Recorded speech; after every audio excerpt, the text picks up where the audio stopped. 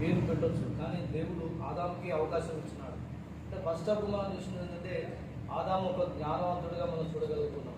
ఎందుకంటే దేవుడు మరి అవన్నీ తీసుకొచ్చినప్పుడు వాటికి పేరు పెట్టినాడు. నేటికి కూడా ఆదాము ఏ పేరు పెట్టినాడో ఆ పేరు కూడా నేటికి కూడా విలువడ్డట్టుగా మనం చూస్తున్నాం. ఇదే కింది భాగంలో మనం పరిశ్రమ చేసినట్లయితే అదే దేవుడు ఏం చేస్తుందంటే ఒకటి ఆలోచన కలిగినాడు. అంటే ఆదాము ఒంటరిగా ఉండడం మంచిది కాదు అని తెలుసుకొని ఆలోచన చేసి అతని గాఢ నిద్ర కలగజేసి తర్వాత ఆయన చేసిన తన ఎముకలో నుండి ఒక ఎముక తీసి పక్కన ఎముకను తీసి ఒక స్త్రీగా నిర్మించినట్టుగా చూస్తున్నాం.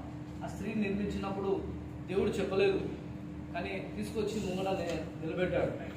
నిలబెట్టేటప్పుడు ఆయన జ్ఞానవంతులుగా ఉన్నారు. ఏమంటాడంటే నా ఎముకలో ఎముక, నా మాంసంలో మాంసమా, నా నుండి తీయబడినావు కాబట్టి నువ్వు నారి అని ఆ పేరు పెట్టేసి ఏం చేసిందంటే అప్పటి నుండి ఆమెను హత్తుకొని జీవించినట్టుగా బైబిల్ వాక్యంలో చూస్తున్నాము. అంటే దేవుడు జతపరిచిన వారిని ఎవరు కూడా వేరు చేయొద్దని ఆనాటి నుండే లిఖింపబడినట్టుగా మనం చూసి ఒక ఆజ్ఞగా, అంటే దేవుడి వాక్యమును మనం పరిశీలన చేసినట్లయితే ఆదాము ఒక జ్ఞానవంతుడిగా దేవుడు అంతా నిర్మించినాడు. దేవుడు కొన్ని మాటలు తెలియజేస్తున్నాడు.